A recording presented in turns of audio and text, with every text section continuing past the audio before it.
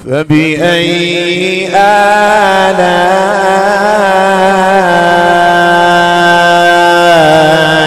ربكما تكذبان.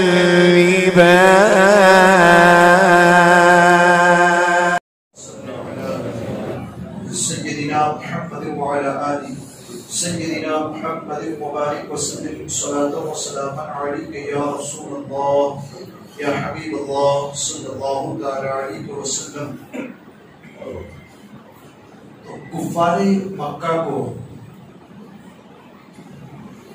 ڈرایا گیا کہ تم دنیا کے عذاب سے ڈرو، یا دنیا کے عذاب سے اگر نہیں ڈرتے تو قیامت کا عذاب تو آنا ہے، یہ ٹلنے والا نہیں، تو قیامت کے عذاب سے ڈرو.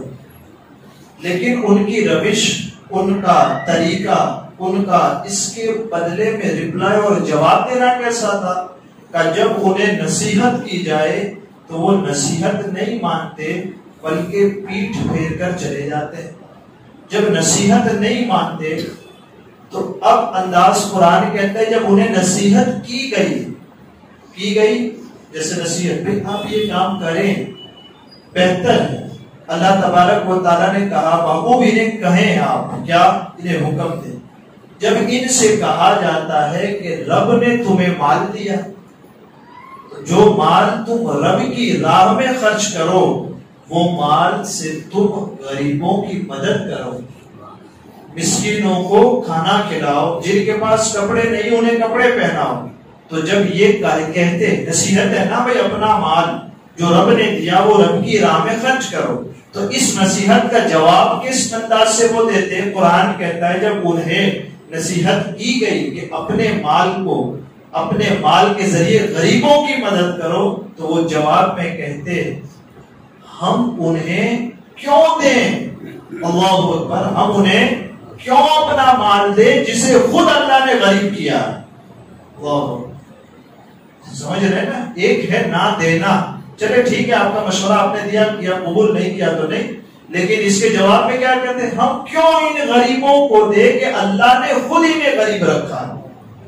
اور اس کے بعد کیا کہتے ہیں؟ کنہیں؟ یہ کافر مسلمانوں سے کہتے اے لوگوں ہم کل تک تو ہم ایک ساتھ تھے، آج تم ہم سے جدا ہو گئے ہو. اب یہ کافر مسلمانوں سے کہتے تم تو کھلی گمراہی میں ہو، تم تو راہ سے بھٹک گئے ہو کہ اپنے مال میں غریبوں کو شرکت کرتے ہو، اپنے مال سے تم غریبوں کو پیسے دیتے ہو. تو کافر مسلمانوں کو تانا دیتے کہ تم تو راہ سے ہٹ گئے. اللہ بالکل انداز دیکھیں، کافروں کو نصیحت کی جاتی تو بجائے نصیحت قبول کرنے کے حالت ان کا جواب یہ ہوتا. اللہ تبارک و تعالیٰ نے امیری اور فقیری کے ذریعے امتحان لیا. اللہ کا حضور صلی اللہ علیہ وسلم ارشاد فرماتے اگر اللہ چاہتا تو کائنات کے اندر سب کو مالدار کرتا، کوئی غریب نہ رہتا، اور اللہ چاہتا تو کائنات میں سب کو غریب کر دیتا، کسی کو مالدار نہ بناتا. تو کہا یہ سسٹم پھر کیوں ہے؟ کچھ غریب کچھ امیر. کہا بعض کو بعض پر فضیلت دے دی گئی، کسی کو آقا کسی کو غلام، کسی کو امیر کسی کو غریب. کہا بعض کو بعض پر فضیلت دے دی گئی، کس بنیاد پر؟ کہا اکٹھا سب کا امتحان ہوگا، دیکھیں کہ پاس کون ہوتا ہے، کامیاب کون ہوتا ہے، اس لیے یہ رکھا گیا. قرآن کہتا ہے سورہ انعام بڑی مشہور سورہ، آخری آیت وَهُوَ الَّذِي جَعَلَكُمْ خَلَائِفَ الْأَرْضِ وَرَفَعَ بَعْضَكُمْ فَوْقَ بَعْضٍ دَرَجَاتٍ لِيَبْلُوَكُمْ فِيمَا آتَاكُمْ إِنَّ رَبَّكَ سَرِيعُ الْعِقَابِ وَإِنَّهُ لَغَفُورٌ رَحِيمٌ. سبحان اللہ. وَهُوَ الَّذِي جَعَلَكُمْ خَلَائِفَ الْأَرْضِ، اللہ تبارک و تعالیٰ نے تمہیں زمین پر اپنا نائب اور خلیفہ بنایا. خلائف الارض وَرَفَعَ بَعْضَكُمْ فَوْقَ بَعْضٍ دَرَجَاتٍ، نائب بنایا نا. اس کے بعد کیا کیا؟ کہ اس کے بعد تم نے بعض کو بعض پر فضیلت دے دی، کسی کو درجہ بلند کر دیا، کسی کو درجہ اتار دیا. کہا کیوں؟ فیما، اس لیے لیبلوکم فیما آتاکم، اللہ تبارک و تعالیٰ امتحان لے اور جانچے. کہاں جانچے؟ کہ فیما آتاکم، تمہیں جو نعمتیں دی ہیں اس نعمتوں میں جانچے. مال دیا اس میں جانچے کہ خیرات کرتا ہے کہ نہیں کرتا. مال نہیں دیا تو اس میں جانچے کہ صبر کرتا ہے کہ نہیں کرتا. سمجھ رہے نا؟ تو امیری بھی ایک طرح امتحان اس انداز سے ہے کہ امیر بندہ ناشکرا ہو جاتا ہے. بڑے امیروں کو دیکھا ہے نا مسجدوں میں دعا کے لیے ہاتھ تک نہیں اٹھاتے. ہم امیر اور رب کی بارگاہ میں ہاتھ اٹھا کے دعا مانگتے، یہ بڑی تکلیف دہ بات ہے.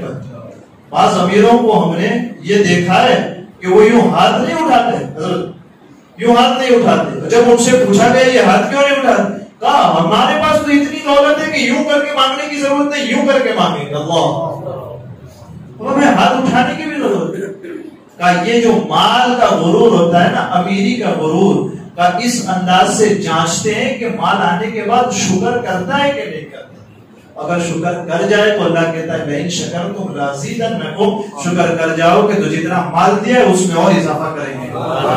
اور صبر کرنے والا کا وبشر الصابرین، اور بشارت دے دو صبر کرنے والوں کو جن کو مال نہیں دیا گیا ان کا درجہ قرآن فرماتا ہے اولئک علیہم صلوات من ربہم واولئک هم المہتدون. جب ہمارا بندہ ہمارے اس کو غریب کرنے پر صبر کر جاتا ہے، مصیبتوں میں آزمائشوں میں صبر کر جاتا ہے، اللہ تعالیٰ آسمان سے اس کے لیے کروڑوں درود نازل فرماتا ہے، کروڑوں رحمتیں نازل فرماتے ہیں. اولئک هم المہتدون. اور صبر کرنے والے کو ضمانت دی جاتی ہے کہ زمانے میں یہی ہدایت پر ہے صبر کرنے والوں کو. یعنی کہ امیری بھی ایک انداز سے امتحان ہے، غریبی بھی ایک انداز سے امتحان ہے. امیری کا امتحان شکر ہے اور غریبی کا امتحان صبر ہے. یہ یہاں تک کہ عبداللہ ابن عباس اس قول کے بارے میں فرماتے جب یہ بات کفار مکہ کو کہی جاتی نا کہ تم اپنا مال ان غریبوں میں تقسیم کرو، تو کیا کہتے ہیں مکہ میں اس وقت زندیق لوگ رہتے. زندیق کسے کہتے ہیں؟ ناستک. وہ یعنی کہ مکہ کے لوگوں کو جب ہم یہ بات کہتے نا تو ان کا جواب اس انداز سے ہوتا کہ ایسا لگتا ہے یہ ناستک لوگ ہیں، ان میں انسانیت کی بھی کوئی ہمدردی نہیں. کا ریپلائی میں کیا کہتے، جواب میں کہتے کہ اگر اللہ ان کو کھلانا چاہتا تو خود کھلا دیتا، ہم ہی نے کیوں کھلایا جسے اللہ نے بہت کرم کرا. اللہ یوں کہتے وہ. اور پھر کہا اس کے بعد یہ جو نصیحت تھی نا، نصیحت کی تھی تو نصیحت کی نا تو یہ حال تھا نصیحت کرنے کا. پھر اس کے بعد کیا کہتے مسلمانوں کے پاس آ کر بڑا ڈراتے ہو، کہتے ہو کہ قبر کے بعد ہم مرنے کے بعد اٹھائے جائیں گے، بڑا کہتے ہو قیامت کا عذاب آئے گا، تو لے آؤ وہ عذاب تم سچی ہو تو. یہ جواب میں یوں کہتے ہیں ہم کو عذاب سے ڈراتے ہو تو لے آؤ وہ عذاب، ہم تیار ہیں. اللہ تبارک و تعالیٰ اپنے محبوب کو حکم فرماتے ہیں محبوب یہ لوگ انتظار میں کس چیز کے کا جو شہر والوں کو چیخ سنائی تھی نا، ایک ہی چیخ میں ان کا کام تمام ہو گیا تھا. ٹھیک ہے، اب حضور صلی اللہ تعالی علیہ وسلم کے سبب، حضور صلی اللہ تعالی علیہ وسلم کے صدقے میں اس امت پر وہ عذاب نہیں آنا جو پہلی امتوں پر آیا. یعنی کہ یہ چیخ سنا کر کے پوری امت کو تباہ کیا، کہا یہ تو نہیں آئے گا. کہا ہم چیخ انہیں سنائیں گے. کون سی؟ کہا وہ اسرافیل علیہ السلام کا سور جو پھونکا جائے گا نا، وہ چیخ کے انتظار میں ہے یہ لوگ کہ وہ چیخ آئے نا. بس حالت کیا ہوگی کہ جب وہ ہم سنا دیں گے نا انہیں تو ان کی حالت اس وقت یہ ہوگی کہ یہ آپس میں لین دین کر رہے ہوں. کچھ لوگ گھر سے باہر ہوں گے، گھر میں آ بھی نہیں سکیں گے اور ہم چیخ سنا دیں گے ان کو. تو یہ لوگ مانگ رہے ہیں وہ عذاب، تو کہا مانگ رہے ہیں ساتھ میں وہ عذاب نہ، لیکن یہ کس چیز کو مانگ رہے ہیں؟ اللہ فرماتے ہیں وہ اس چیخ کو مانگ رہے ہیں. وہ انتظار کرے، وہ بہت قریب ہے وہ سور کی چیخ. اب اس کو قرآن کے انداز میں سمجھیں کہ وَإِذَا قِيلَ لَهُمْ أَنفِقُوا مِمَّا رَزَقَكُمُ اللَّهُ، جب ان سے فرمایا جاتا کفار مکہ سے کہ اللہ کے دیے ہوئے رزق میں سے اللہ ہی کی راہ میں خرچ کرو. قَالَ الَّذِينَ كَفَرُوا لِلَّذِينَ آمَنُوا، تو جو لوگ کفر کرتے وہ ایمان والوں سے کہتے أَنُطْعِمُ مَن لَّوْ يَشَاءُ اللَّهُ أَطْعَمَهُ، کیا ہم اسے کھلائیں جسے اللہ چاہتا تو خود کھلا دیتا. اللہ اکبر، یہ جواب دیتے. اور پھر کہتے ہیں انتم الا فی ضلال مبین، تم تو نہیں مگر کھلی گمراہی میں. پھر اس کے بعد کہتے ہوئے یقولون متى هذا الوعد ان کنتم صادقین، اور کہتے یہ وعدہ کب آئے گا، کب وہ عذاب آئے گا، اگر تم سچے ہو تو پھر لے آؤ وہ عذاب. اللہ کے ارشاد فرماتا ہے ما ينظرون الا صيحة واحدة تأخذهم وهم يخصمون، وہ صرف ایک چیخ کا انتظار کر رہے ہیں. وہ سور والی پہلی چیخ کا انتظار کر رہے ہیں جو انہیں اس حالت میں پکڑ لے گی. وہ چیخ جب سنائیں گے نا ہم تو اس حالت میں انہیں پکڑے گی کہ وہ آپس میں جھگڑا کر رہے ہو. اور اس حالت میں پکڑ لیے جائیں گے. کہا حضور صلی اللہ تعالی علیہ وسلم کی حدیث پاک ہے کہ ایک خریدنے والا کپڑا اور ایک کپڑا بیچنے والا، یعنی کہ خریدار اور دکاندار اور خریدار دونوں کپڑا پھیلا کر کے دکاندار انتظار کر رہا ہوگا، کپڑا پھیلا دیا ہوگا، خریدار خریداری کر رہا ہوگا، دونوں آپس میں بھاؤ تول کر رہے ہوں گے. یہ ادھر سے بھاؤ لگا رہا ہوگا، وہ ادھر سے بھاؤ لگا رہا ہوگا، دونوں لین دین کر رہے ہوں گے. ابھی کپڑا کھلا کا کھلا رہ جائے گا اور کیا ہوتا ہے وہ کپڑا سمیٹ میں بھی نہیں پائے گا. جو گھر سے باہر نکل گیا وہ گھر میں داخل نہیں ہو پائے گا، اس سے پہلے اچانک گیا ہوتا ہے. وَإِنَّ السَّاعَةَ لَآتِيَةٌ لَا رَيْبَ فِيهَا، اور اس کے واقع ہونے میں کوئی شک بھی نہیں، اچانک آ جائے، بغتتاً اچانک قیامت آ جائے. حضور صلی اللہ علیہ وسلم ارشاد فرمایا ما ينظرون الا صيحة واحدة تأخذهم وهم يخصمون، وہ آپس میں جھگڑا کر رہے ہوں گے. فلا يستطيعون توصية ولا إلى أهلهم يرجعون، تو نہ وہ وصیت کر سکیں گے بھائی یہ کپڑا سمیٹ لیجیے گا. یہ بھی دکاندار اپنے غلام خادم سے یہ بھی نہیں کہہ پائے گا یہ کپڑا سمیٹ لینا ہمارے، وصیت بھی نہیں کر پائے گا. اور جو اپنے گھروں سے باہر نکلے ہوئے ہیں وہ اپنے گھروں میں واپس بھی پلٹ نہیں پائیں گے اس سے پہلے قیامت. تو یہ کفار کا حال بیان ہوا، لیکن کیا یہ کفار کا حال ہمارے حال کے برابر نہیں؟ یعنی ہمارے حال سے برابر سے مطلب کیا کفاروں جیسا آج ہمارا اپنا حال نہیں ہے؟ ایک منٹ کے لیے کل بھی ہم نے درس، بھلے 2 منٹ میری بڑھ جائے گی، میں اس کے لیے معذرت خواہ ہوں، معافی چاہتا ہوں، لیکن یہ بتائیں مجھے کہ کیا یہی حال ہمارا مسلمانوں کا نہیں ہو گیا ہے آج؟ قیامت کے بارے میں یہ سب کچھ ہمیں معلوم ہے کہ مرنا ہے، مرنے کے بعد اٹھائے جانا ہے، حساب و کتاب ہونا ہے، پھر اگر گناہ کیے تو جہنم میں جانا ہے، سب بات. تو کیا قیامت کی تیاری کر رہے ہیں ہم؟ یا پھر ہم بھی کیا کافروں جیسا ہی ہمارا عمل نہیں کہ جب ہمیں نصیحت کی جائے تو ہم بھی پیٹ پھیر کے بھاگ جاتے ہیں؟ بلکہ حالت تو بعض کی یہ ہے، قرآن کہتا ہے اقترب للناس حسابهم وهم فی غفلۃ موردون. 17واں پارہ، پہلی آیت اور دوسری آیت، تیسری آیت ساتھ میں. اقترب للناس حسابهم، انسانوں کے لیے ان کا حساب قریب آ چکا. اب کیا حضور صلی اللہ تعالی وسلم کی اس دنیا میں تشریف آوری کے بعد اب کوئی نبی ہے؟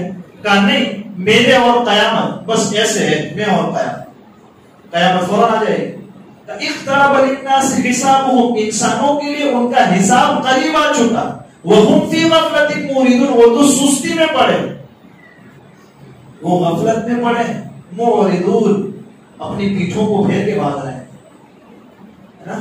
آج اگر کوئی اچھی بات کی جائے، بھائی مولانا تم اچھی بات کر رہے ہو، گھوم جائے، اس کا تو کام ہی ہے اچھی بات ہے، سمجھ رہے نا. تو آج تو انسان برائی کرتا ہے تو برا آدمی بھی سوچتا ہے کہ برا آدمی ملے مجھے، اچھا آدمی مجھے نہ ملے.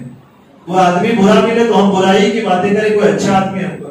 آگے قرآن کہتا ہے ما یأتیہم من ذکر ما اقترب للناس حسابهم وهم فی غفلۃ معرضون ما یأتیہم من ذکر من ربهم محدث الا استمعوه وهم یلعبون. جب ان کے پاس ان کے رب کی طرف سے کوئی نشانی آتی، کیا کل بھی نا کافروں کے پاس بھی نشانی آتی تھی، جب ان کے پاس ان کے رب کی طرف سے کوئی نشانی آتی ہے، کوئی نصیحت آتی ہے تو اسے سنتے ہیں. کیا کہتے ہیں؟ الا استمعوه، اسے سنتے ہیں، لیکن کیسے؟ وهم یلعبون، اس حال میں کہ وہ کھیل رہے ہوتے ہیں.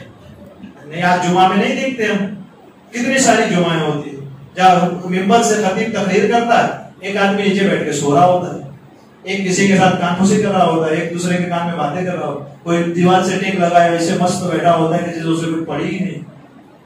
اپنے گھر میں بیٹھنے کا آداب ہے، اپنے گھر میں بیٹھے گا تو سلیقے سے بیٹھے گا، جیسے کوئی یوں نہ کہے کہ جس کو بیٹھنے کا طریقہ ملے، اور جب رب کے گھر میں آئے گا تو کوئی سلیقہ ہی نہیں بیٹھنے کا، جیسے ایسا جنگل سے آئے اس کو پتا ہی نہیں کیسے بیٹھا جاتا ہے نا. کچھ سینس ہونا چاہیے ہمارے پاس کہ اگر ہم رب کے بندے ہیں تو اپنے گھروں میں بڑے اچھے طریقے سے بیٹھتے ہیں. اپنے گھروں میں کبھی ہم کونے میں جا کے بیٹھتے ہیں؟